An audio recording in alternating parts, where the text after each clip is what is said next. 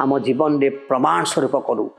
कौन लिखा जाए, किंतु आम्भे माने समस्ते किंतु आम्भे माने समस्ते अनच्छादित मुखरे दर्पण रे देखिबा परि प्रभुंकर गौरव देखु देखु गौरवयुक्त अवस्थारू अधिक गौरवयुक्त अवस्था प्राप्त होई ताहांकर से मूर्ति रे परिवर्तित हेउछु।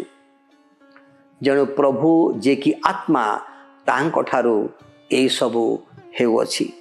मोर प्रिय भाई भणी माने आजिर प्रसंग होउछि अनुग्रह रे वृद्धि पाइबा।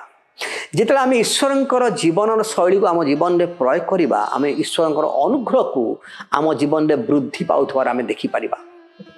तेणु द्वितीय पत्र 3 अध्याय 18 लिखा जाए, बरंच आम्भ मानकर प्रभु और त्राणकर्ता जीशुख्रीष्ट अनुग्रह और ज्ञान रे वृद्धि पाओ, वर्तमान और अनंत काल पर्यंत गौरव ताहांकर अटे।